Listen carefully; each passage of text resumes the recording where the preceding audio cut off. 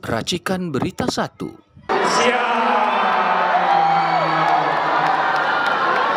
Siap. Siap.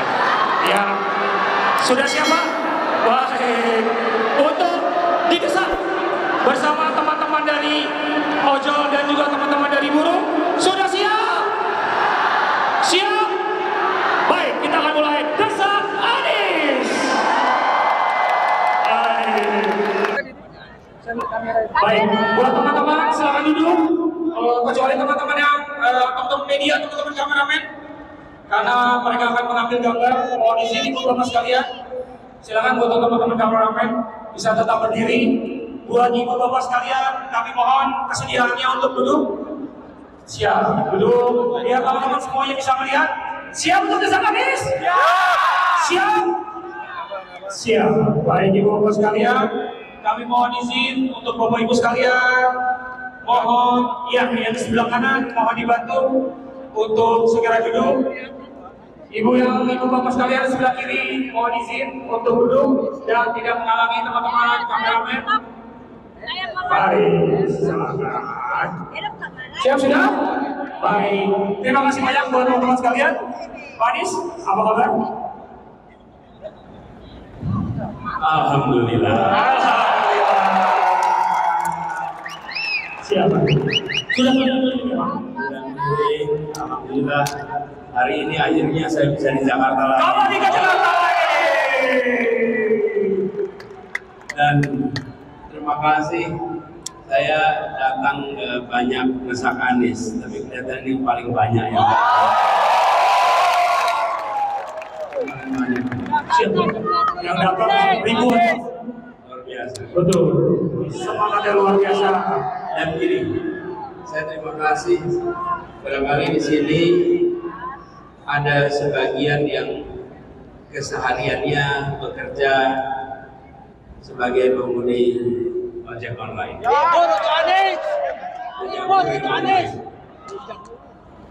Saya ingin sampaikan terima kasih dulu karena Anda bisa bekerja di sana dan mendapatkan rupiah dan memilih untuk datang ke sini tanpa diberi rupiah.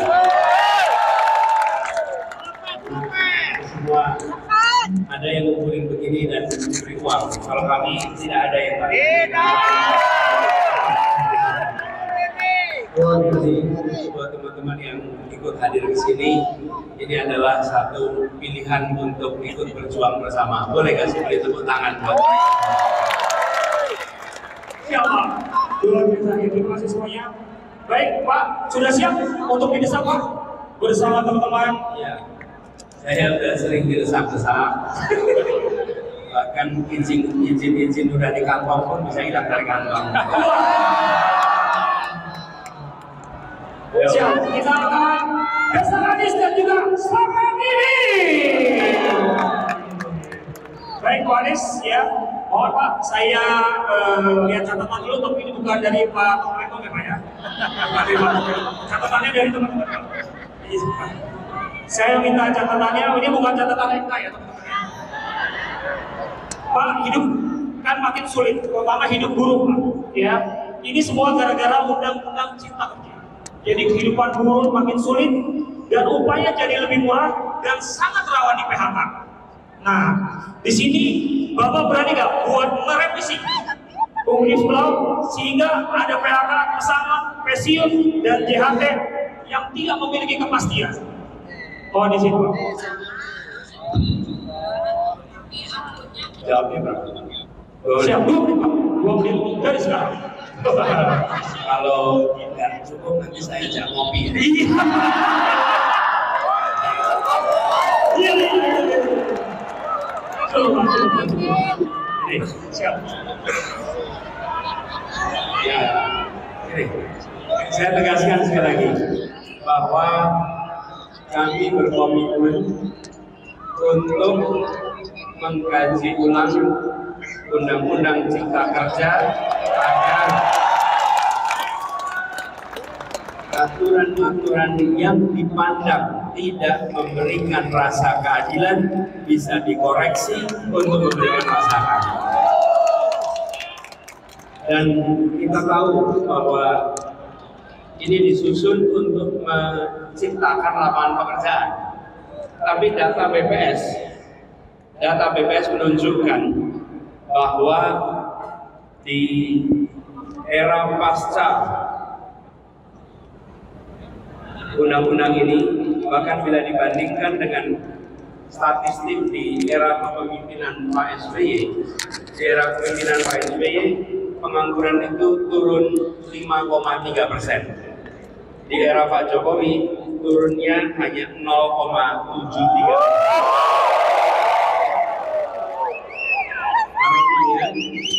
Artinya ada indikator yang menunjukkan bahwa usaha penciptaan lapangan pekerjaan itu pun tidak terjadi dengan aturan yang seperti ini. Justru kita harus memastikan. Lalu yang tidak kalah penting, kita ini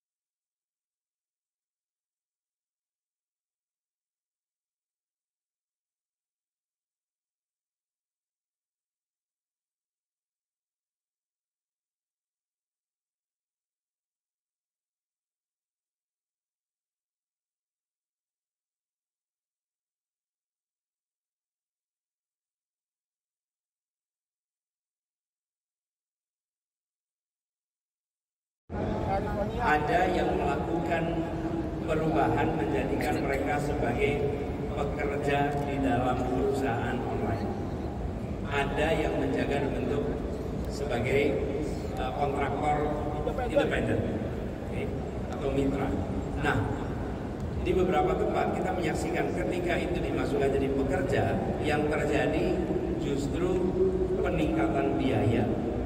Ujungnya justru malah beberapa memutuskan keluar dari bisnis, yang akhirnya malah merugikan.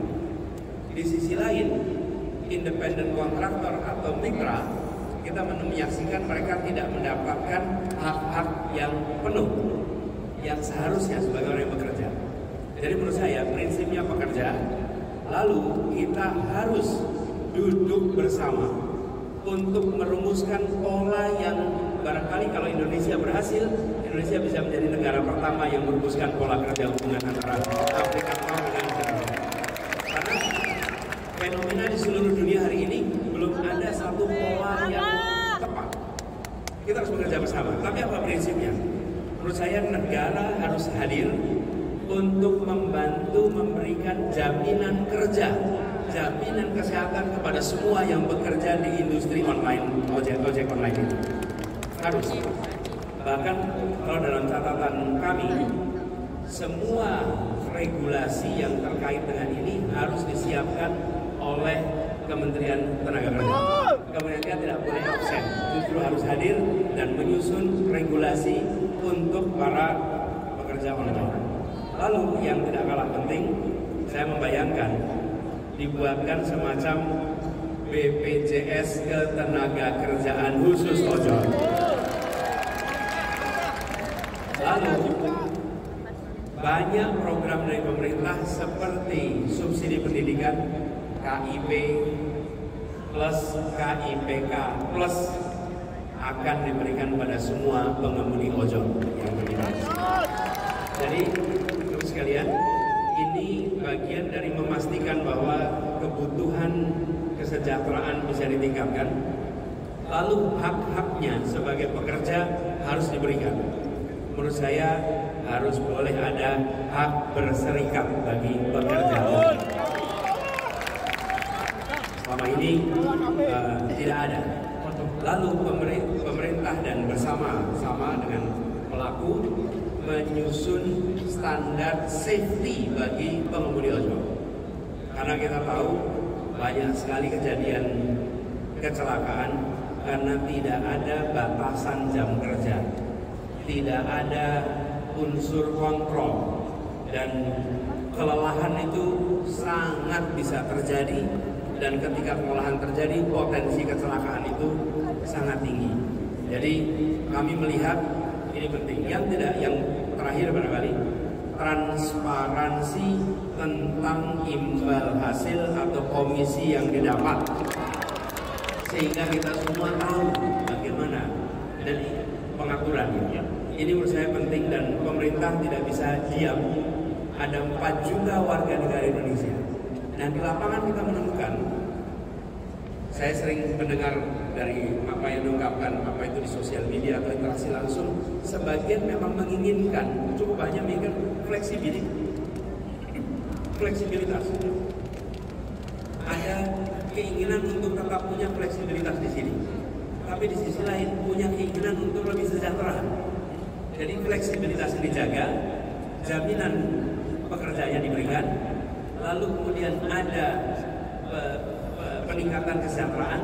Nah, rumusnya kita dulu sama-sama kita buatkan aturannya, negara tidak absen, negara hadir dan buat regulasi.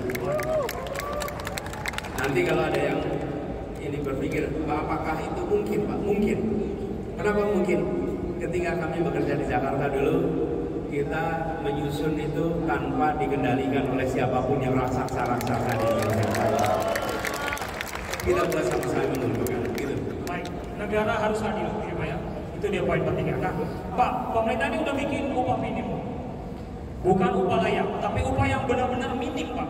Jadi, upah minimum yang benar-benar minim.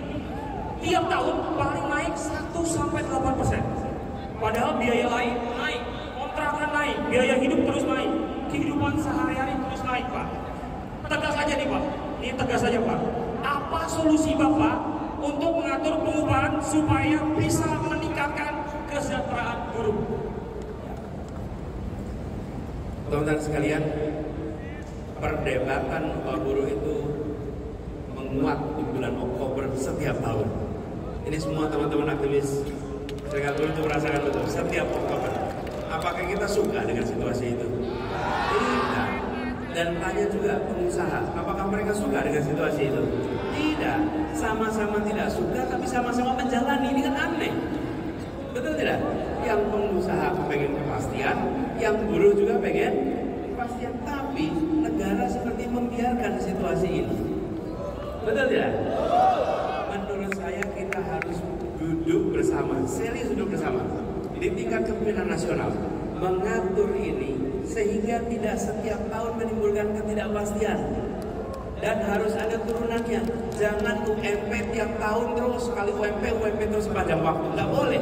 UMP itu pada masuknya aja, sesudahnya naik gitu. Betul tidak? Jadi, jangan juga kita hanya rame di UMP-nya. Tapi UMP itu kan untuk entry level sebetulnya. Ya, sesudah itu harusnya mengalami peningkatan. Itu nggak diperhatikan sama negara.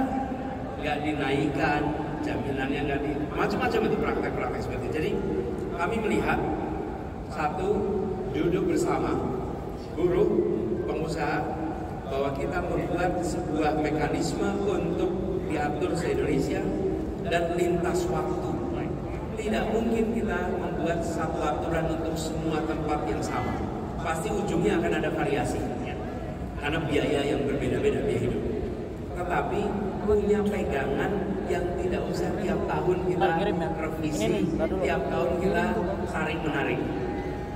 Lalu implikasinya penghitungan upah itu bukan hanya UMP tapi pasca UMP. Sesudah bekerja harus ada peningkatan terus-menerus. Lalu kami membayangkan penghitungan multi years ini melibatkan satu buruh, dua pengusaha, pakar ilmu perburuhan. Ini punya lalu Om Dul apa punya Bang Daeng? Adalah pelibatan dari unsur lintas wilayah. Jangan hanya buruh dari Jakarta, Surabaya dan sekitarnya, tapi juga di seluruh Indonesia unsur-unsur dimasukkan sehingga hasilnya mencerminkan kondisi ke seluruh Indonesia. Lalu dipastikan bahwa dia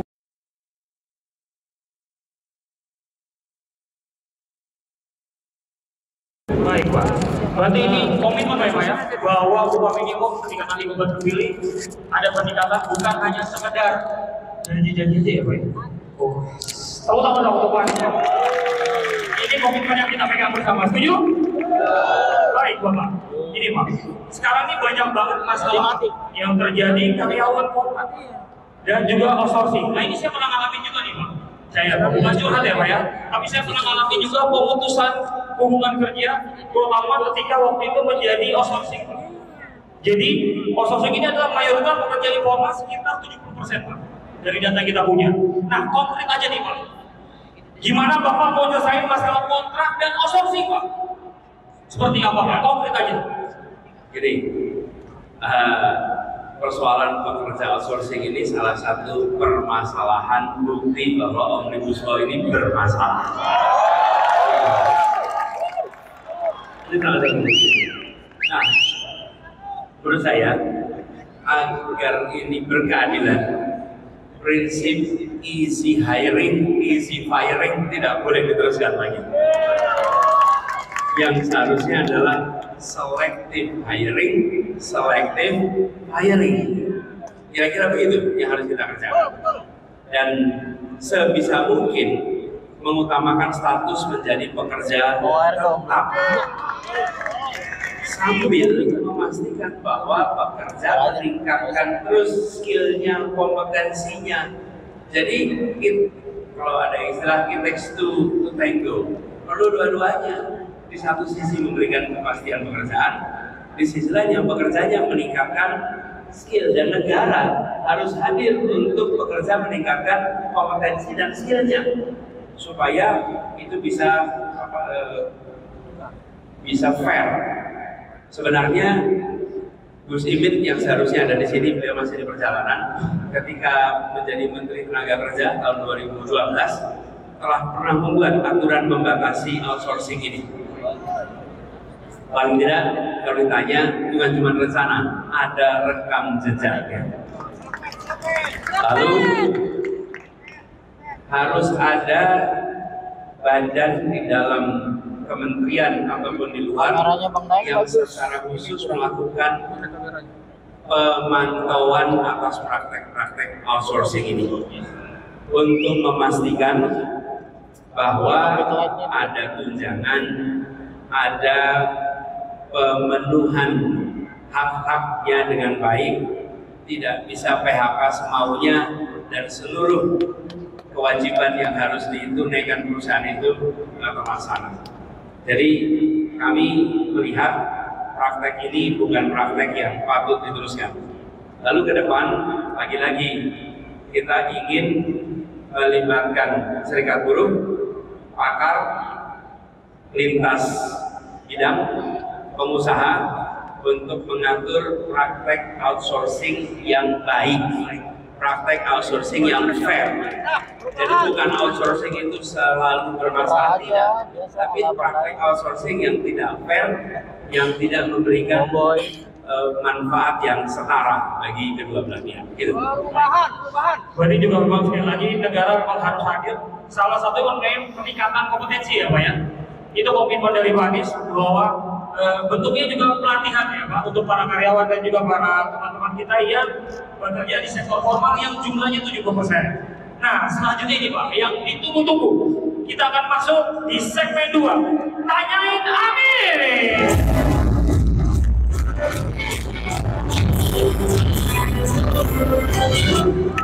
Oke, sudah siap? Sudah siap. Oh di sini Pak, teman-teman akan bertanya. Kita dari mana dulu nih? Saya di sini ya. Sudah Pak, biar dipilih dulu biar hadir Pak. Iya, baik. Nah gini, Pak dulu. Ya. Saya dari pengalaman berbagai desa yang naik ke atas panggung malah gak dikasih kesempatan. Fair ya. Jadi yang ditunjuk moderator nih. Ya, kalau udah semua naik ke panggung. Itu namanya cawe-cawe.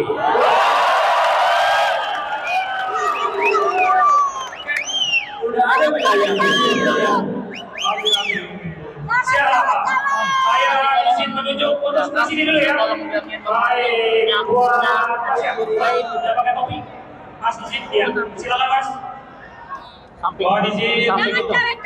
Dikasih jalan teman-teman. Jalan, apa-apa.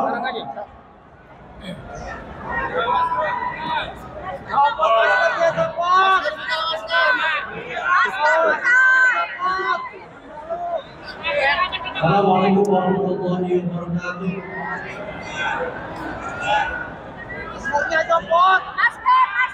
Jangan memaksa buka masker. Kita kan tidak tahu alasan beliau kan. Bahwa dia datang ke sini kita sudah bersyukur. Kita hormati ya. Pak Anies, siap. Amin. Amin. Sebelumnya perkenalkan nama saya Musa, saya dari Tangerang. Musa Dari Tangerang. Maksudnya Firaun. Dari Tangerang. Di sini jam 10 berdoa. Yang seharusnya saya mau mengantar istri saya untuk Christmas berobat. Tapi karena saya sudah menyiapkan, karena saya sudah niat, saya berusaha ingin datang. Karena saya ingin ada keluhan. Walaupun ini tadi katanya secara substansial, tapi saya ingin memberikan keluhan. Pertanyaan saya gini, saya umur 2042, lahir 2001. Saya seorang mahasiswa, saya juga seorang guru dan sekaligus juga ojol, memiliki istri dan anak satu umur 2 tahun. Saya merasa saya hidup di Tangerang Kota, walaupun tidak begitu menggeluti tentang perkembangan kota. Saya melihat bahwa banyak banget pengangguran yang ada di berbagai kota, dan juga APBD dari pemerintah yang menurut saya harusnya dipergunakan dengan sebaik-baiknya, ya, terutama untuk pendidikan, kesehatan dan lain-lainnya. Tetapi kebanyakan untuk membuat infrastruktur yang tidak dipikirkan secara matang, sehingga itu membuat mubazir, bahkan harganya pun cukup fantastis belanjanya. Nah, tanya saya bagaimana Pak Anies menyikapi hal ini untuk kedepannya anggaran itu dipergunakan dengan sebaik-baiknya. Contoh misalkan saya punya anak, ketika saya ke posyandu yang harusnya minimal setelah posyandu bunganya hijau, ini mau mobi, coklatos gitu kan. Jadi bahkan timbangannya pun masih pakai tradisional gitu. Seharusnya kan anggaran itu untuk menyeluruh lebih manfaat ke yang lainnya gitu. Bagaimana untuk mensejahterakan dari dana ini untuk kepentingan yang lebih baik gitu Pak Anies. Assalamualaikum warahmatullahi wabarakatuh. Ya, duduk aja Mas. Sini Mas. Iya. Sambil salaman dengan Pak Anies. Ya, Pak Mas Pusat, terima kasih. Pertanyaannya tadi tentang bagaimana kira-kira ya, bagaimana alokasi anggaran supaya lebih relevan dengan kebutuhan kesra di masyarakat. Dan tadi Anda menyebut terkait infra. Jadi Bapak sekalian, begini.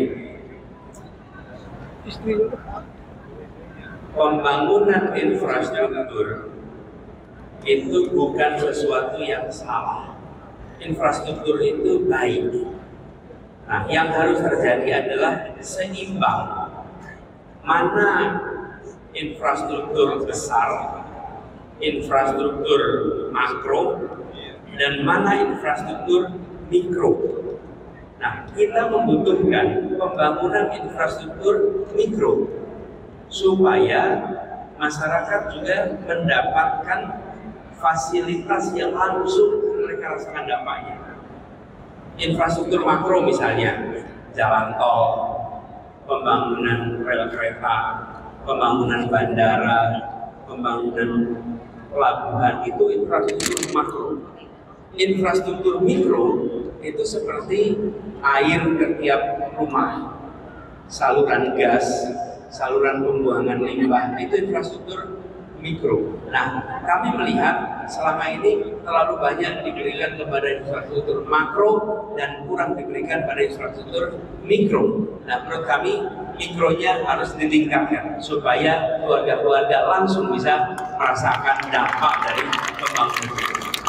Lalu yang berikutnya adalah alokasi untuk pembiayaan upgrade perkantoran sudah harus dihentikan dulu. Pemerintah ini sudah terlalu banyak mengeluarkan uang untuk meningkatkan keindahan kantor-kantor pemerintahan dan belinya itu dengan barang-barang yang mahal-mahal. Gedung yang sudah baik-baik itu dipoles, ujangnya ditambahin.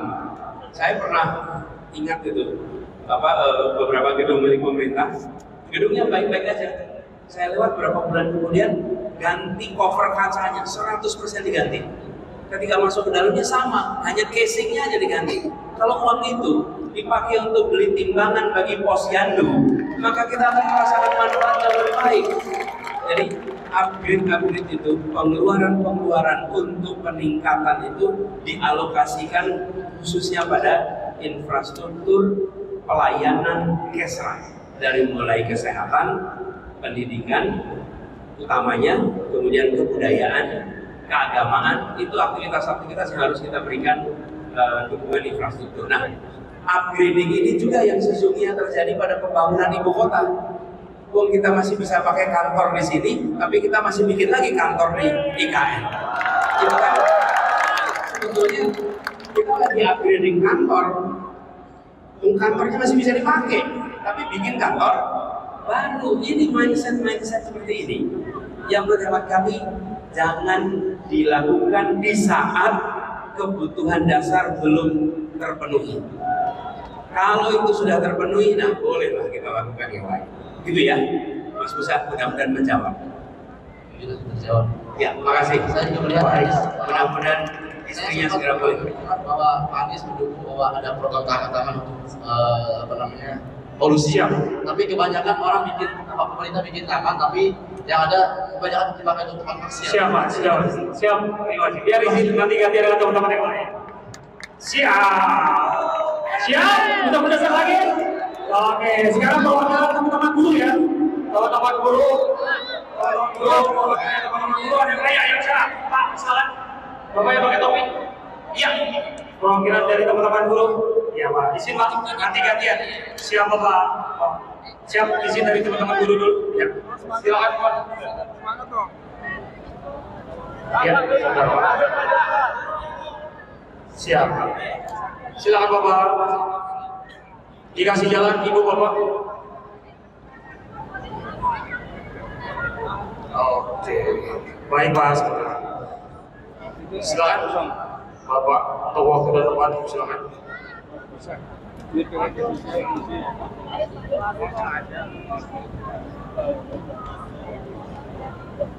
Assalamualaikum warahmatullahi wabarakatuh. Nama saya Dedi. Maaf, saya kebetulan bukan dari tapi dari Ojol. Apa yang saya harapkan tadi sudah Pak Anies jawab mengenai kesejahteraan dan segala macam. Yang saya ingin tanyakan seperti ini, kita diikat hubungan kerja itu dengan mitra. Nah, mitra ini buat saya adalah suatu pengalihan yang melegalkan perusahaan aplikator tidak mengikuti ketentuan Itu tuh yang samping tas itu ditetapkan oleh Undang-Undang Tenaga Kerja. Mereka tidak berhak atau tidak diwajibkan untuk membayar THR, BPJS Kesehatan. Ketika kita terjadi resiko di jalan juga itu tidak di-cover oleh mereka, Pak. Nah, ini mohon kepastian dari Pak Anies mengenai hal itu. Dan Pak Anies sudah berjalan ke seluruh kota wilayah Indonesia, bahwasannya semua yang Pak Anies dengar inilah suara hati nurani masyarakat Indonesia, Pak. Fenomena real yang terjadi di masyarakat.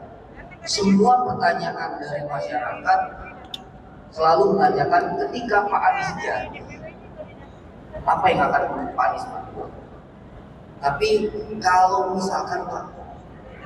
misalkan Bapak tidak jadi, Bapak tidak jadi presiden, ini niat amin ya Pak, karena kami ingin apa tindak lanjut dari semua fenomena yang Bapak dengar selama ini. Apakah Bapak akan meninggalkan kami? Apakah kami akan berjuang sendiri untuk 5 tahun yang akan datang? Bapak datang kemana lagi 2029? Bagaimana Pak? Semua orang menanyakan ketika Bapak jadi. Kalau Bapak nggak jadi gimana Pak nasib kami? Kami rakyat Indonesia siap bergerak untuk mengawal pemilu Pak. Dan saya pastikan kita bisa akan terjadi pergerakan sosial ketika itu ditemukan kecurangan. Terima kasih Pak.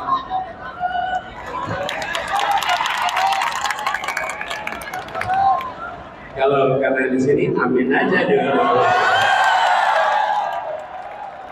Nah, ini Pak Dedi, terima kasih. Pak Dedi tanya tentang ini hubungannya kemitraan. Itu yang tadi saya sampaikan. Kita mempelajari dari beberapa tempat. Ketika hubungannya diubah menjadi hubungan kerja dalam pekerjaan gitu, maka secara pembiayaan itu berubah total, dan ujungnya demand harganya naik, demand turun, dan ketika demand turun makin hari makin kecil, akhirnya usahanya malah jadi ada yang tekan, ada yang keluar di Spanyol keluar. Nah, jadi maksud saya kita harus cari jalan tengah nih. Makanya tadi saya bilang kalau kita bisa membuat di Indonesia yang bukan pekerja di dalam, tapi juga mitra yang gak dikasih apa-apa, tapi jalan tengah. Dan kami berkomitmen. Ketika saya mengatakan kami berkomitmen, teman-teman tanya, kira-kira dijalankan atau tidak? Anda lihat rekam jejak di Jakarta. Di rekam jejak Jakarta kami tidak meninggalkan buruh dalam komitmen kami. Jadi kami akan lakukan. Jadi kami berencana ketika kami mendapatkan kemenangan, di bulan-bulan pertama langsung ini dibahas. Langsung kita bentuk timnya, langsung bikin task force-nya, langsung bahas sama-sama. Saya ingatkan ketika kita mengundang seluruh operator transportasi umum di Jakarta. Itu lebih dari 27. Pertemuan pertama panasnya luar biasa. Saya belum pernah datang sebuah pertemuan sepanas itu. Panasnya luar biasa. Keras sekali. Kita mencari kesepakatan apa jalan keluar untuk seluruh transportasi umum. Dan akhirnya ketemu. Berapa kali pertemuan? 77 kali pertemuan. Sampai selesai. Tapi sampai kesepakatan.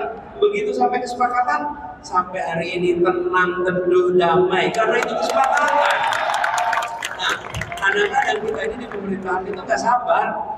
Pengennya cepat aja bikin aturan, nanti kalau itu udah demo dihadapin paling 2-3 kali, habis itu hilang. Nggak bisa, jangan begitu. Kita harus bahas sama-sama. Jadi komitmennya itu ya, kita cari jalan tengahnya. Di samping kita juga tahu ada sebagian yang menginginkan fleksibilitas. Banyak yang bekerja di ojol juga nggak kepengen terikat secara ketat. Jadi kita cari jalan sama-sama. Kemudian soal hasil pemilu gini, saya ingin merespon pada Pak Ismail. Bagaimana hasil pemilu? Hasil pemilu ini 16 hari lagi kita belum tahu. Manusia belum tahu. Oke? Allah sudah tahu hasilnya nih, tapi kan kita tidak tahu nih. Jadi bagian kita sekarang berusaha, berikhtiar. Ya. Jadi saya ajak pada semuanya untuk mengajak sebanyak mungkin mencoblos. Yang kedua, selesai pemungutan suara jam 1, ajak semua warga untuk kembali ke TPS menonton penghitungan suara. Jangan biarkan saksi-saksi kita berjuang sendirian di dalam. Jangan biarkan saksi-saksi kita mungkin terdesak di dalam. Seluruh warga panggil, ikut awasi dan memastikan penghitungannya benar di tempat itu. Catat dengan baik. Itu cara mengamankannya. Dengan begitu perjuangan kita tuntas. Dan kami makin hari makin yakin. Insya Allah 14 Februari nantinya jadi hari perubahan Indonesia.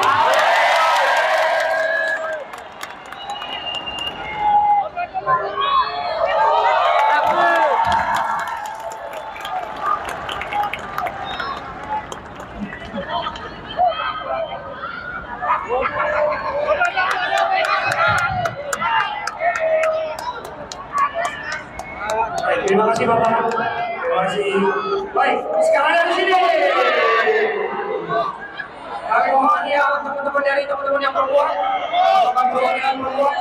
Baik, ibu sekarang silakan ibu. Perwakilan dari teman-teman kita dari sini, nanti dari sana. Ya. Dia hadir. Dari sana sudah, dari sana sudah, sekarang dari sini. Nanti dari sana ya. Yang ini dulu. Perwakilan dulu. Silakan. Siap, kami hadir dari semua sisi.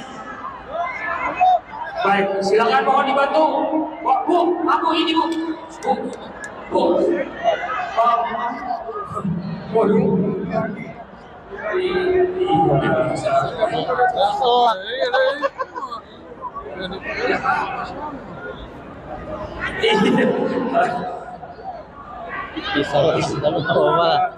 Ya, baik ibu izin. Nanti ibu ya dapat kesempatan. Mohon izin. Silakan. Ya, dikasih jalan ibu, mohon izin. Silakan.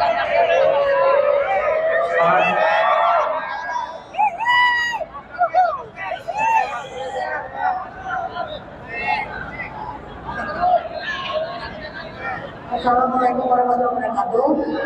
Saya perkenalkan, saya dari Buku Cikarang ya, Bang. Dari Buku Cikarang, saya ini dari Cikarang ada nggak? Cikarang.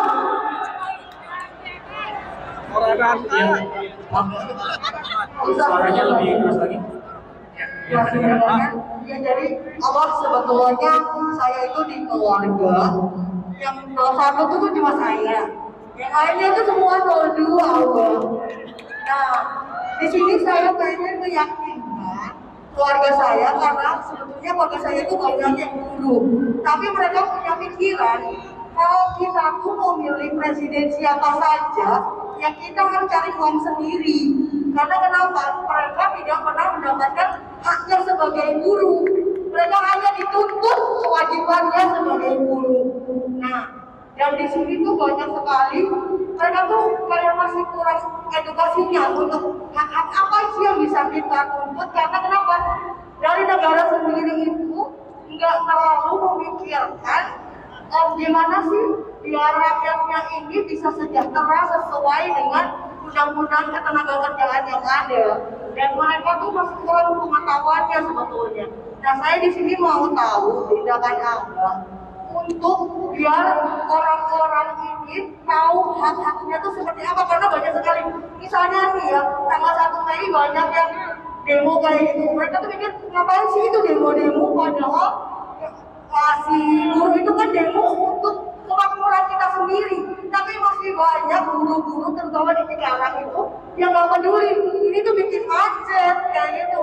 Dan menurut saya tuh mereka tuh kayak menormalisasi hak-haknya yang udah ada, yang ada. Karena kita bisa dapat hak yang lebih baik gitu. Nah, di sini kita pengen tahu tindakan dari negara sendiri. Kalau misalnya Abah jadi presiden, itu hak-hak yang harusnya kita dapat, itu bagaimana dari negara itu ke perusahaan itu memberi hak kita yang sejujurnya harus menjadi hak kita kan. Nah, di situ sih Bang. Melisa.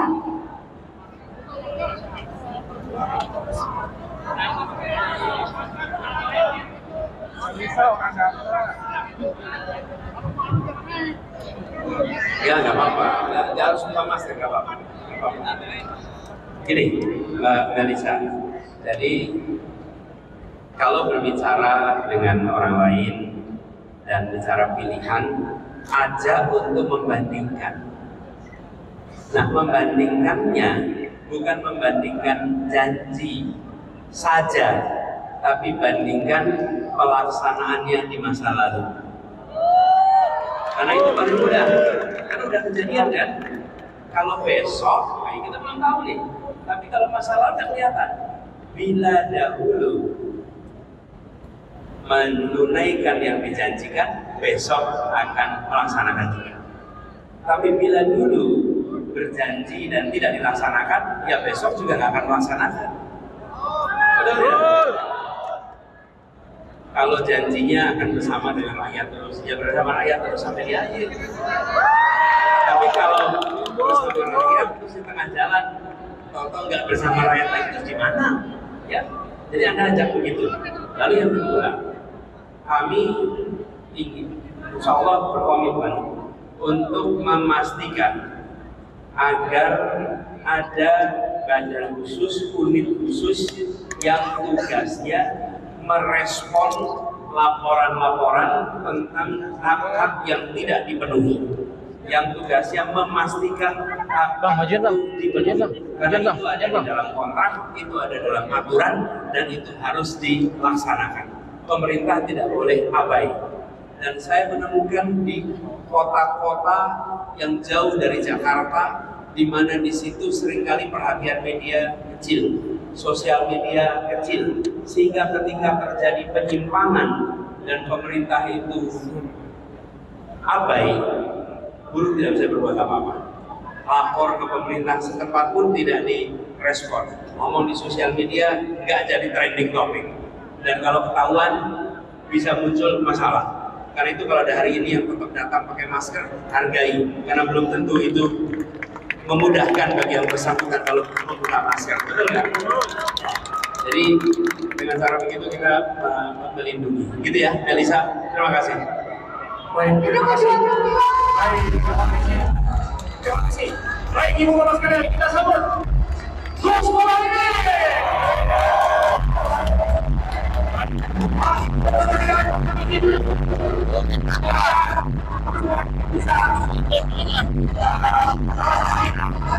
Ibu bapak sekalian, kasih jalan ke Gus Imin. Mohon izin, jangan dorong-dorongan, jangan dorong-dorongan, jangan dorong-dorongan. Mohon izin, baik, silakan. Baik. Mohon izin, bapak-bapak, ibu-ibu, izin ya, mohon izin. Siap, nanti ya, bapak, siap. Oh ya. Siap. Ibu bapak sekalian, mohon izin, Gus Muhaimin. Sekarang ibu bapak sekalian, kita sambut Gus Muhaimin Iskandar. Baik, silakan, mohon izin.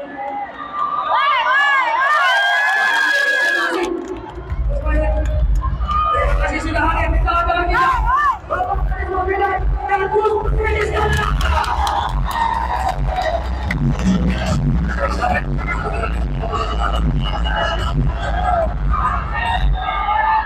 Terima kasih. Sudah bersama-sama kita. Siap selamat ini. Siap selamat ini. Oke, baik ibu sekalian, mohon izin. Mohon izin teman-teman semua, mohon bantuannya, mohon izin. Silakan. Mohon izin. Silakan mungkin dari Gus Imin ada yang mau disampaikan, sudah berada di tengah-tengah. Desak Anies dan Selamat Imin spesial edisi Guru dan Ojo. Gus Imin, silakan Gus Imin, mungkin ada yang mau disampaikan.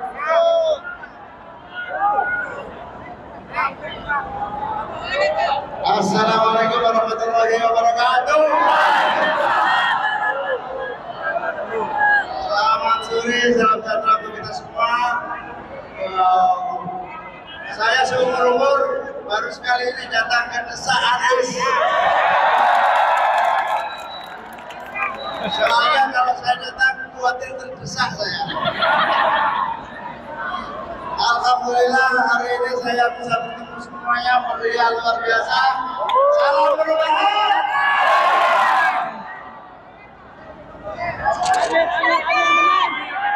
Siap. Terima kasih sekali lagi sambutan untuk Gus Muhaimin Iskandar. Terima kasih Gus Imin sudah hadir di tengah-tengah kita, di tengah kesibukan beliau. Sekarang benar-benar spesial edisi Desak Anies dan juga Selamat Imin. Siap. Mohon teman-teman, saudara-saudara kita, ibu bapak mohon izin untuk duduk biar acara akan kembali kita mulai. Siap untuk bisa. Baik, mohon izin teman-teman. Siap. Biar teman-teman yang lain bisa kelihatan. Yuk, yuk. Siap. Baik. Sekarang teman-teman dari sini siap. Ya. Siap. Mohon ditanya. Baik. Bapak, iya. Bapak. Bapak yang berhitam, silakan. Mohon izin. Bapak, mohon dikasih jalan. Ya. Buat bertanya. Dari sini sudah, sekarang dari sini. Baik. Bapak mohon izin. Baik. Siap. Bapak mohon izin biar Bapak yang bisa lewat dulu ya. Mohon izin.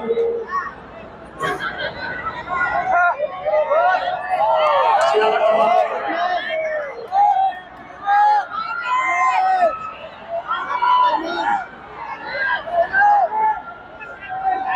Silakan Pak, mohon izin. Bismillahirrahmanirrahim. Assalamualaikum warahmatullahi wabarakatuh. Perkenalkan, nama saya Irwansyah dari Jakarta Timur. Hamil.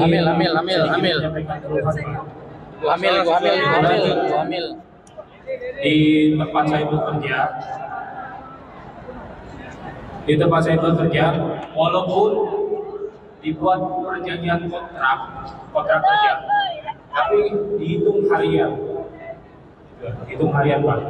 Nah, saya ingin bertanya untuk solusi Bapak terkait beberapa perusahaan yang bandel, ya, yang tidak mengikuti aturan, seperti apa gitu. Terus ketika kita menyampaikan keluhan atau pengaduan justru konsekuensinya kita dikeluarkan dari pekerjaan tersebut. Dan jaminan apa buat kami ketika mengadukan hal-hal seperti itu? Tadi juga saya dengar Pak Anies ingin juga membuat suatu pengaduan ketika para pekerja ini. Jadi ketika pekerja ini yang mengadukan suatu keluhan, biar tidak terkena imbasnya, terutama ini untuk keluhan kepada para pengusaha-pengusaha yang masih bandel. Itu saja sih Pak pertanyaan dari saya. Terima kasih. Assalamualaikum warahmatullahi wabarakatuh. Waalaikumsalam.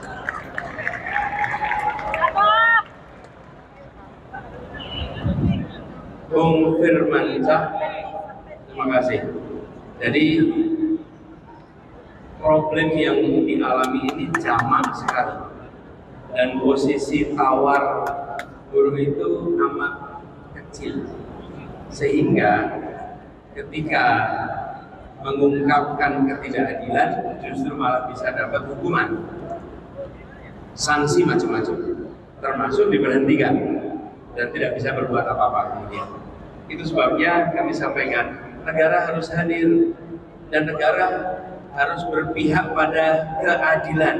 Tidak perlu memusuhi pengusaha, tidak perlu memusuhi buruh, tapi harus negara itu adil.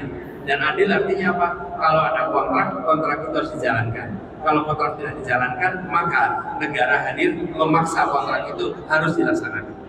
Jadi kita perlu memastikan, tadi saya bilang badan, untuk ada pelaporan yang bisa melindungi identitas pelapornya. Kami sering lakukan itu di Jakarta. Ada namanya Jaki, di mana orang bisa melaporkan dan identitas pelapornya tidak muncul, tidak terekspos, sehingga bisa aman. Dengan cara begitu, maka problemnya diselesaikan, pelapornya terselamatkan. Insya Allah itu kita akan lakukan sama-sama, dan kita perlu nanti pastikan jenis-jenis sanksi yang menjerahkan agar mereka-mereka yang bertindak tidak adil itu kapok untuk tidak adil, ya. Gitu. Terima kasih.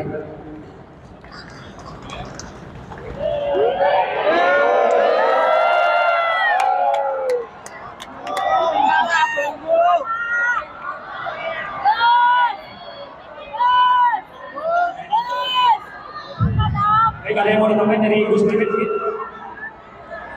Saya sedikit aja menambahkan, memang problem yang dihadapi Mas Ahmad tadi itu problem umum. Ini semua akibat tidak kurang dari 50 juta pekerja kita pada posisi informal. Tugas pemerintah yang mendesak adalah mendorong pekerja informal menjadi pekerja formal sebanyak-banyaknya di tahun yang akan datang. Kalau itu yang kita lakukan, insya Allah dengan standar pekerja formal, maka seluruh hak politiknya itu menyampaikan pendapat, tuntutan, negosiasi. Kalau ini kultur politiknya terjamin, tidak ada pengusaha takut dengan buruh nyaman bekerja, itulah yang akan harus kita ciptakan dalam kultur politik pertumbuhan nasional. Dialogis, saling tidak menyembunyikan problem yang dihadapi bersama-sama. Ini yang disebut pekerja formal.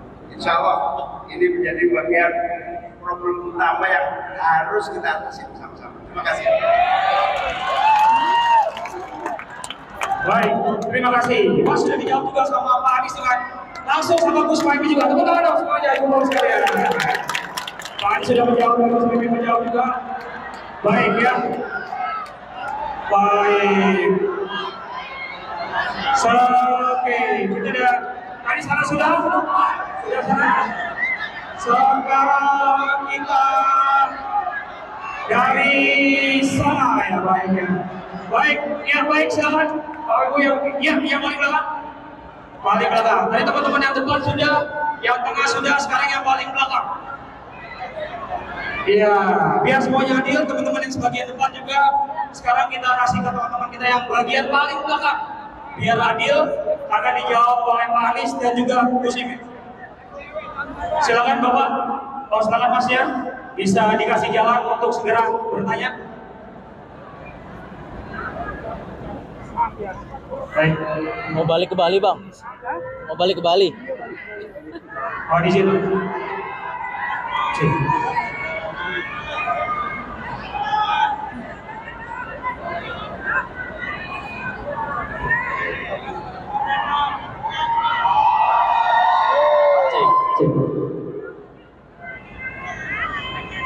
Baik, sebelumnya Assalamualaikum warahmatullahi wabarakatuh. Om Swastiastu, Namo Buddhaya, salam kebajikan buat kita semua. Yang saya hormati Pak Anies dan Gus Muhaimin yang telah bersedia hadir di depan kita semua, dan saya hormati buat semua seluruh warga Indonesia yang hadir pada siang hari ini. Perkenalkan, nama saya Rian Setiawan. Saya salah satu seorang jurnalis dari Deduktif.id. Terima kasih buat teman-teman media yang ada di sana. Untuk pertanyaannya langsung saja. Saya mau bercerita sebelumnya Gus Muhaimin, apalagi Gus Muhaimin kan mantan Menaker. Saya pada tahun Desember 2023 kemarin saya adalah korban PHK dari media saya. Tapi alhamdulillah beberapa waktu kemudian saya mendapatkan pekerjaan di tempat lain, media lain. Yang saya mau ceritakan adalah saat ini jurnalis media itu rentan banget menjadi korban PHK karena dengan alasan perusahaan-perusahaan itu melakukan efisiensi, kerentanan PHK. Dan kemudian kedua, banyak teman-teman media yang tidak mendapatkan jaminan hari kerja, jaminan hari tua, BPJS dan sebagainya. Itu pertama, tentang kesejahteraan jurnalis. Dan kedua, banyak banget jurnalis-jurnalis itu yang memang awalnya dia harusnya bekerja menjadi seorang jurnalis yang melakukan reportase atau melakukan pemberitaan, tapi banyak banget jurnalis yang disuruh mencari iklan dan sebagainya, sehingga banyak banget jurnalis yang harus disuruh multitasking. Tapi sementara kesejahteraan mereka tetap biasanya sangat minim. Itu kedua. Dan ketiga, jurnalis ini rentan sekali dikriminalisasi, Pak. Dikriminalisasi oleh ini pengalaman kami di lapangan. Ketika kami melakukan sebuah liputan, kami dikriminalisasi oleh tim keamanan dari beberapa paslon, kemudian dari beberapa parpol itu dikriminalisasi, diancam, kemudian bahkan banyak banget teman-teman perempuan yang mendapatkan pelecehan seksual, Pak.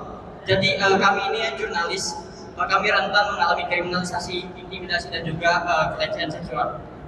Nah, inti dari itu semua bagaimana ketika nanti Pak Anies menjadi presiden dan kemudian Gus Muhaimin menjadi presiden, bagaimana cara kalian berdua ini memberikan kesejahteraan dan keamanan bagi kami nih para jurnalis agar kami bisa bekerja sesuai dengan kerja-kerja jurnalis dan kemudian kami juga mendapatkan keamanan. Terima kasih, Pak. Terima kasih. Tepuk tangan untuk jurnalis Indonesia.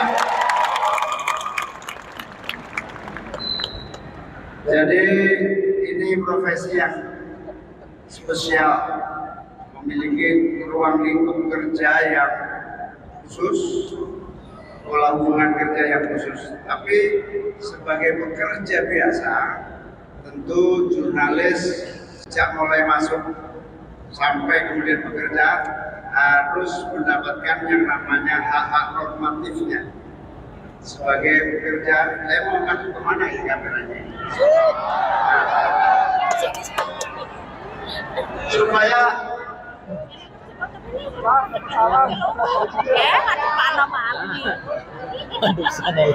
jadi profesi jurnalis sama dengan pekerja yang lain.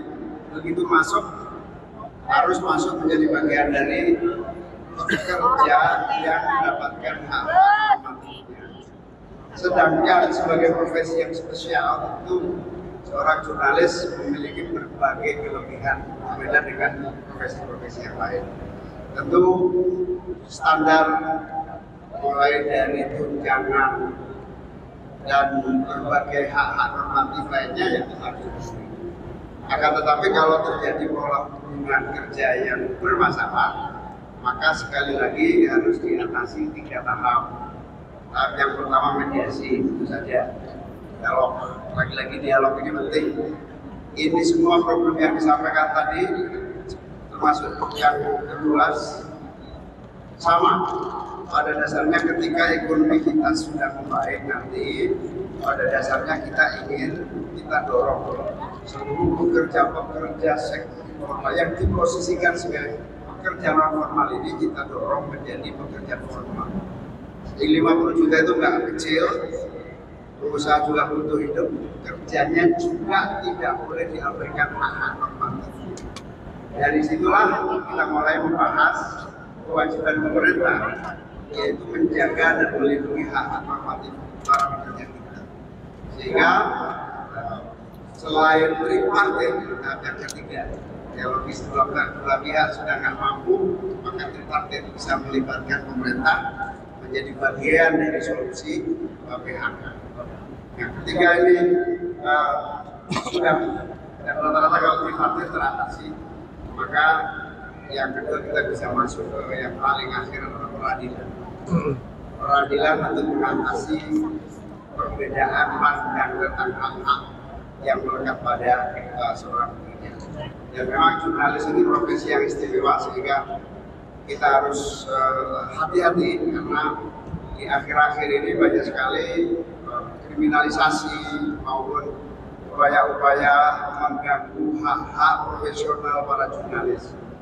Saya dan Mas Anies yakinlah nanti suatu hari kalau mendapatkan amanah ini, kita akan menjamin hak-hak yang melekat pada seorang jurnalis, kebebasan,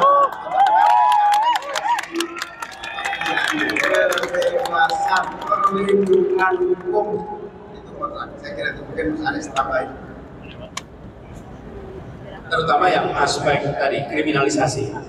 Menurutnya kriminalisasi yang syariati harus ada pedoman khusus di aparat penegak hukum ketika ada pelaporan-pelaporan terhadap jurnalis, sehingga kita punya mekanisme screening yang lebih ketat yang memang legitimate terjadi pelanggaran. Di situ memang bisa dilakukan penuntutan, tapi yang tidak maka jangan sampai jadi kriminalisasi. Gitu ya, Bu ya.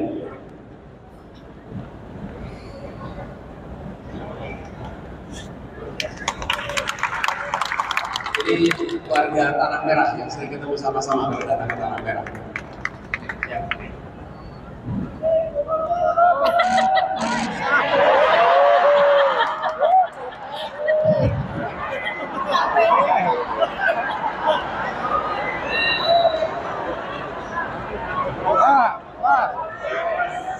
Baik, sekarang sebelah sini. Baik, kami mohon perwakilan dari teman-teman yang lain. Bisa siapa? Bapak? Ya, Bapak. Boleh. Silakan, Pak.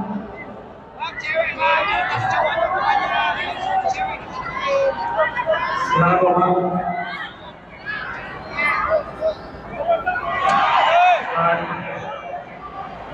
Di sini ya, Pak? Di sini.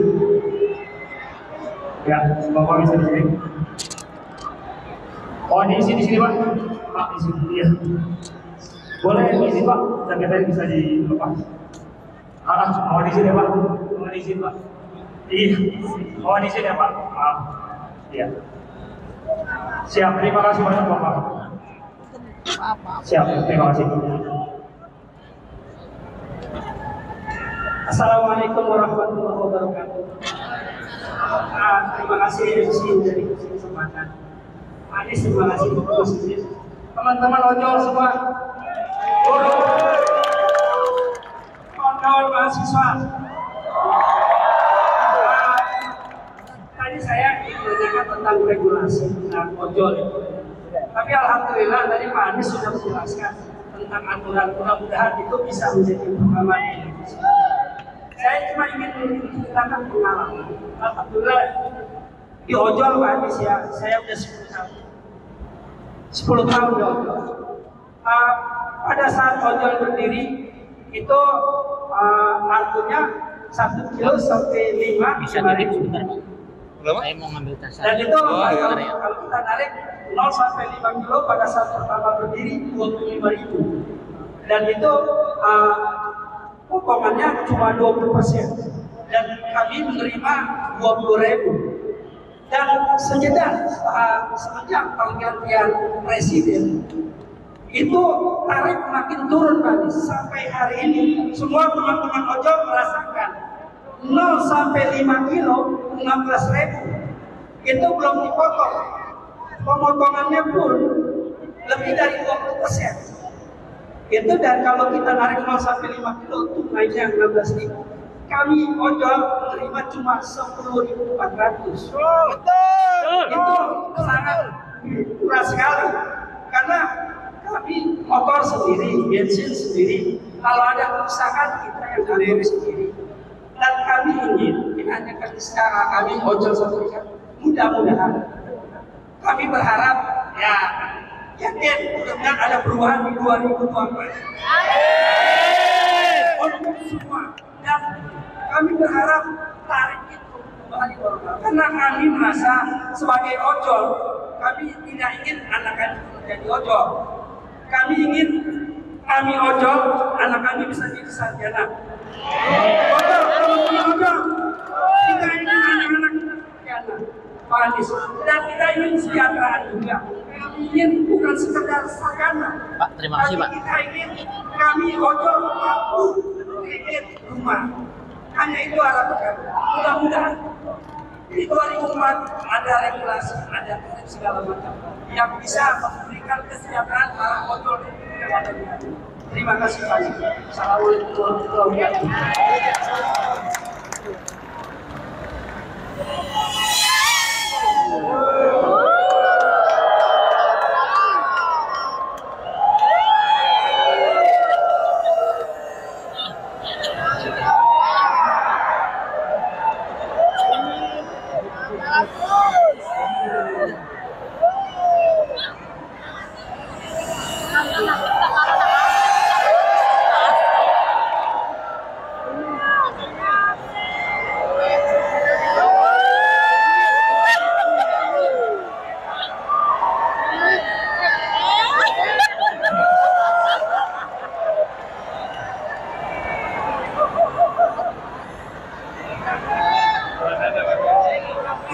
Itu namanya drone online. Kalkulatornya bukan dari panitia loh itu, dari PIN.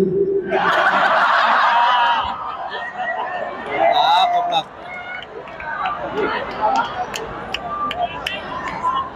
Terus jangan nyelamat.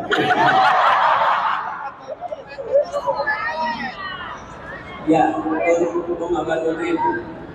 Ya, Bung Abaludin yang tadi disampaikan, tadi kita juga sudah bahas. Tapi terima kasih atas ceritanya. Dan menurut saya inilah semangat yang harus dimiliki oleh seluruh pelaku usaha di Indonesia. Apa yang penting? Apa yang dikatakan Bung Abaludin tadi? Ketika kita berpikirnya jangka panjang dan mau melihat ini jangka panjang, maka itu akan menguntungkan bagi seluruh pelaku usaha. Saya berilustrasi, ketika pengemudi ojol mendapatkan pendapatan yang minim, Anda tidak bisa kredit motor baru, Anda tidak bisa kredit rumah baru. Artinya, Anda tidak ikut di dalam komponen yang punya daya beli yang juga menguntungkan industri. Kalau pengemudi ojol bisa menabung bahkan bisa kredit, maka industri motor juga akan diuntungkan karena penjual motor akan meningkat. Ketika dia punya daya beli, dia bisa kredit rumah, maka perbankan diuntungkan, maka industri properti diuntungkan. Jadi ketika kita membuat pekerja bisa menabung, bisa punya kesejahteraan baik, maka daya beli yang meningkat itu sebenarnya penggerak ekonomi yang sangat luar biasa. Jadi pemerintah itu harus berkomunikasi dengan baik dengan seluruh pelaku bahwa ini adalah untuk peningkatan kesejahteraan kita semua.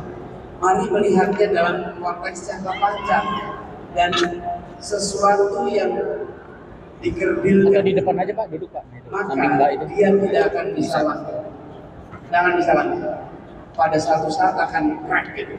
Tapi kalau ini bisa share, daya beli meningkat, perekonomian bergerak lebih baik, semuanya akan mendapatkan manfaatnya. Jadi bahwa ini saya tidak perlu mengulang apa yang tadi saya sampaikan, tapi dengan apa yang tadi saya Anda katakan, membuat saya bisa menyampaikan pesan ini pada semua. Kesejahteraan buruh adalah daya beli buruh, dan daya beli buruh adalah penggerak perekonomian yang akan membantu menggerakkan keseluruhan perekonomian kita. Gitu ya. Terima kasih. Foto. Oke. Baik, setelah ini kita dengar closing statement dari Pak Anies dan juga Gus Mohaimin. Ya. Baik, silakan. Yes. Oke, mantap. Mantap. Siap. Terima kasih Bapak. Terima kasih. Salam teman-teman. Baik, sekarang kita akan dengarkan. Siap. Terima kasih Bapak. Kita dengarkan closing statement dari Gus Mohaimin. Silakan Gus.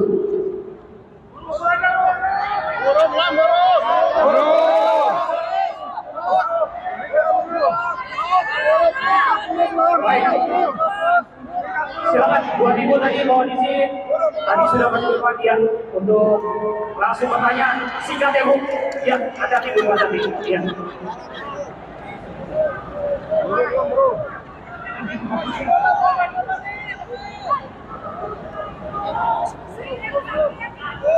Om Buru belum Om. Assalamualaikum warahmatullahi wabarakatuh. Waalaikumsalam warahmatullahi wabarakatuh. Hai Tuhanku.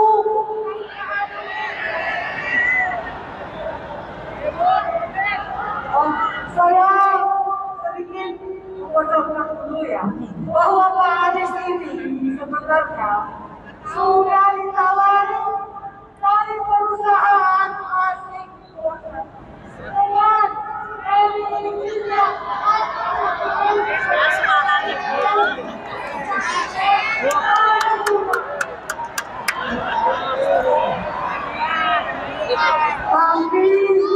tapi demi Bumi Pertiwi ya tidak bertemu.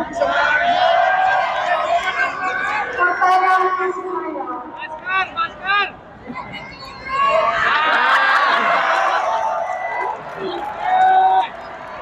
ya ada gigi Om.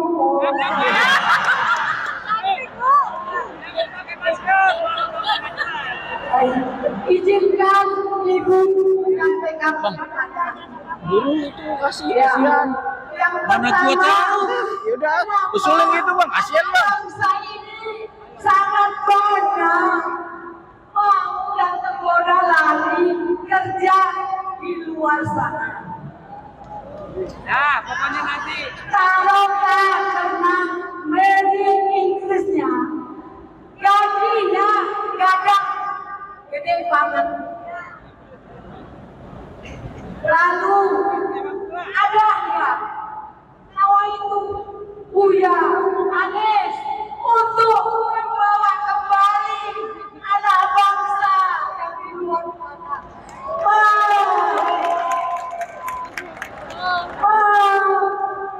Majukan negara kita ini. Kalau memang dia ada, saya jamin bila Bapak 2 kali 5, bila perlu 2 kali 3 kali 5 kali, kalau boleh ya namanya usaha. Ya Jokowi dong. Terima kasih Pak Anies. Bapak sudah sampai ke papan tinggi kuburan yang Bapak lihat itu jiran saya. Tolong Bapak, tolong banget. Ojol ini dibentuk kayak Transjakarta. Kenapa Transjakarta itu punya perlindungan? Mentang-mentang satu yang dibawanya. Tolong banget anak-anak kita ojol ini diperjuangkan. Syukran kasihan. Assalamualaikum. Namanya siapa, Bu?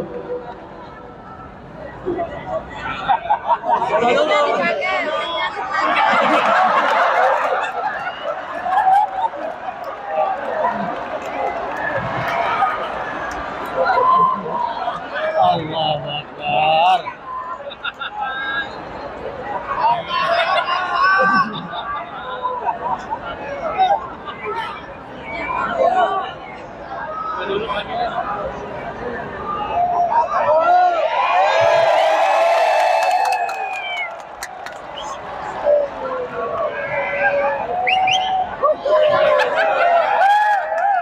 Siap. Terima kasih Ibu.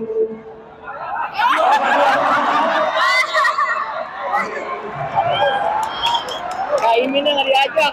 Siap. Terima kasih Ibu. Silakan tepuk tangan. Terima kasih Ibu. Terima kasih banyak. Tidak. Baik, langsung saja kita akan mengatakan closing statement dari Gus Imin. Mohon Gus untuk closing statement. Ya. Terus saya baru datang langsung terima kasih. Mas Anies, ibu-ibu, bapak-bapak, hadirin sekalian yang saya muliakan. Bu Anies, dari ada istri saya juga ternyata. Dari tadi nggak kelihatan.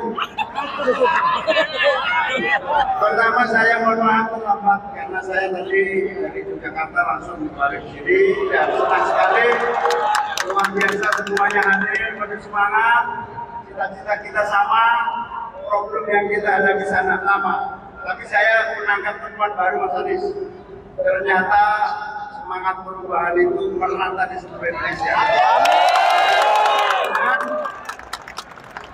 Kalau ditanya siapa pendukung perubahan, ternyata saya sudah menemukan adalah rakyat.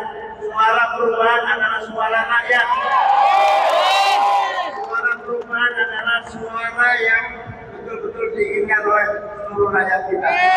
Jadi kalau ada rakyat, ditanya pasti jawabnya kami mendukung perubahan secepat-cepatnya. Waktu tinggal 16 hari, mohon doanya, mohon dukungannya, mohon kerja kerasnya. Semua bekerja, selamatkan suara rakyat, suara perubahan. Satu lagi, ada yang berusaha menghipnotis seolah-olah mau menang satu putaran. Ternyata yang mau menang satu putaran adalah rakyat dan kita semua. Ada yang ingin memanipulasi, karena itu waspada. Siap waspada? Mari menangkan perubahan dan jangan biarkan kecurangan terjadi. Saya ingin mengingatkan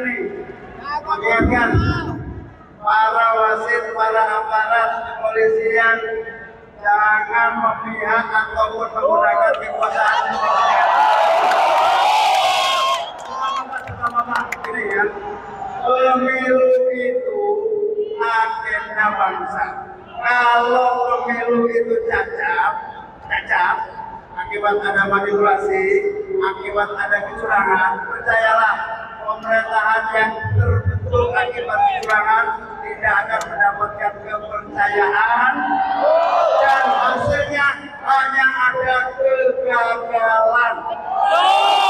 Karena itu harus kita jaga, kita pelihara, kita wujudkan pemilu yang jujur, bersih, demokratis, adil. Jadi ini bukan agenda Mas Anies, agenda Muhaimin, agenda para peserta pemilu, ini agenda bangsa. Mari kita jaga bersama-sama. Terima kasih. Baik, terima kasih Gus Imin. Dan sekali lagi kita lanjutkan juga closing statement dari Bapak Anies. Mohon izin Pak. Ya, tapi ini juga tadi Gus saya bilang ini Pak Roma. desak itu sudah Romi Irama. yang ke-21 kali. Dan saya bilang di ruangan ini masanya ini adalah desak yang terbesar terbanyak di dunia. kopi. Nah, saya ingin undang, mumpung di sini ada istri kita berdua. Jin, ajak ke depan yuk.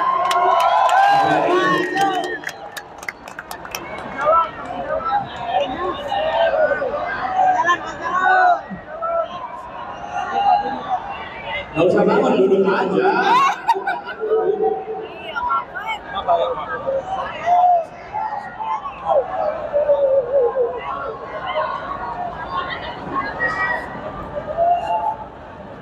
Situ ya semua, tapi jangan diri. Coba ya.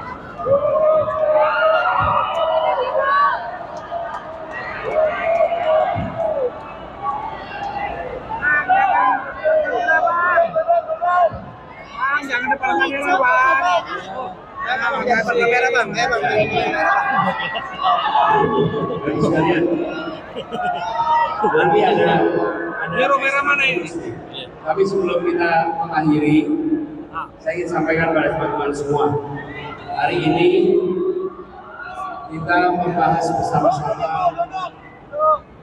Hari ini kita membahas sama-sama persoalan buruh dan ojek online. Teman-teman semua, Anda bisa membandingkan. Ada 3 pasang calon. Ada 3 pasang calon. Kalau di bawah boleh. Mana yang secara jelas memiliki rekam jejak terkait dengan perburuhan. Gantian. Yang kedua, Neo dari mana ini? Merah mah. yang mau mengadakan diskusi aja. terbuka persoalan-persoalan perburuhan dan ojek. Artinya apa? Buat yang hadir maupun yang menonton di luar sana, Anda mendengarkan jawaban saya dan Gus Imin. Sambil mendengarkan, Anda menakar. Saya setuju 100%. Saya setuju 80%. Mungkin saya setuju 70%. Tiap orang pasti beda-beda tingkat kesetujuannya. Oke? Itu fair. Tapi yang pasti, teman-teman tahu apa yang menjadi pikiran kami berdua. Daripada teman-teman sama sekali tidak tahu samanya berapa persen. Menyamakan tidak cukup dengan foto, dan kita pernah mengalami foto yang kemudian kebijakannya berbeda dengan fotonya. Fotonya nampak merakyat, kebijakannya karena itu kebijakan jangan dianggap bisa otomatis merakyat hanya dengan melihat foto. Yang mana udah? Memang kita memasang foto itu. Habis dari sini. Deklarasi. Habis dari sini. Dia mengambil kepu lagi. Jadi pesan kami tadi juga ada yang tanya bisa dengan keluarga yang mungkin beda pilihan. Bandingkan.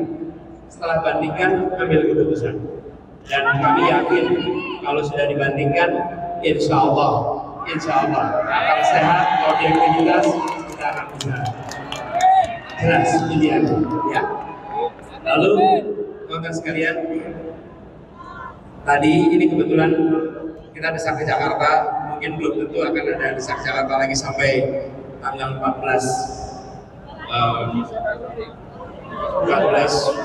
Februari.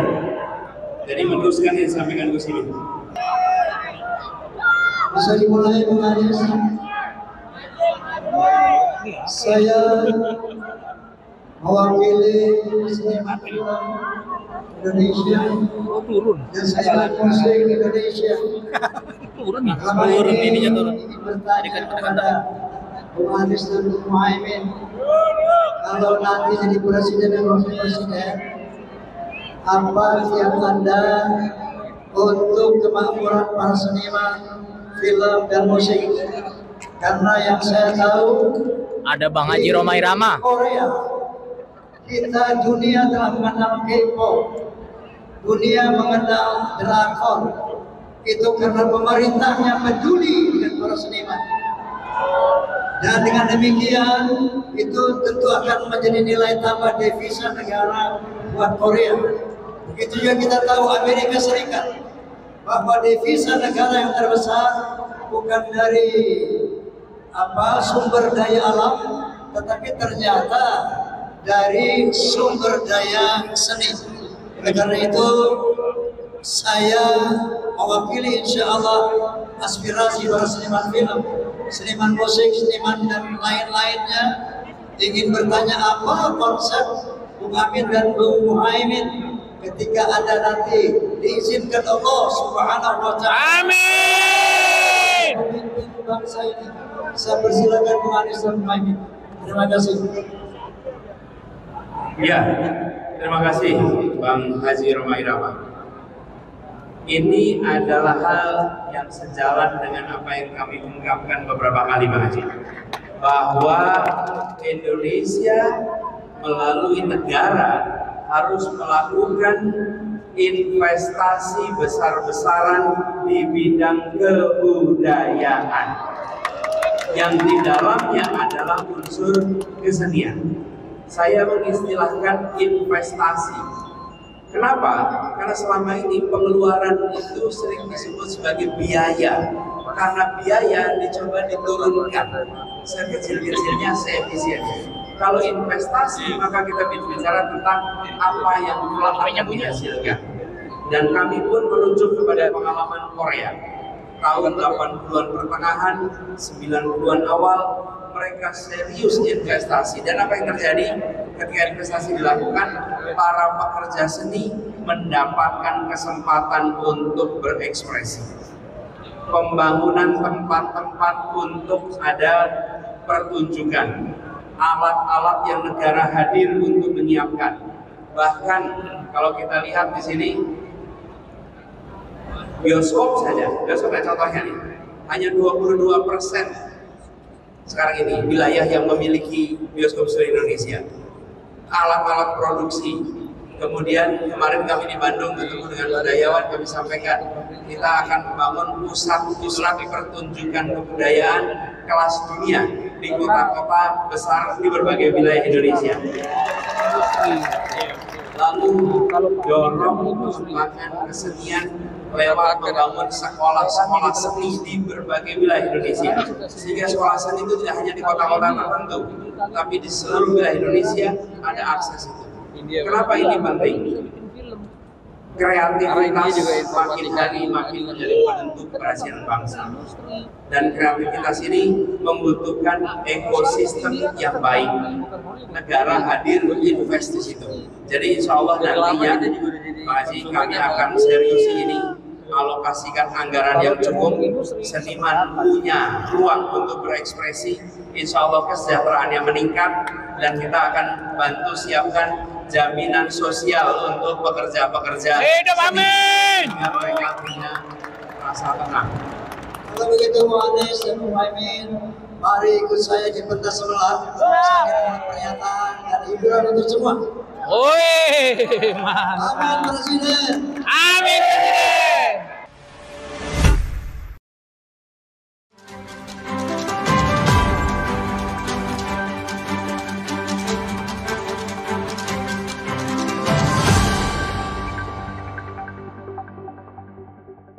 Racikan Berita 1.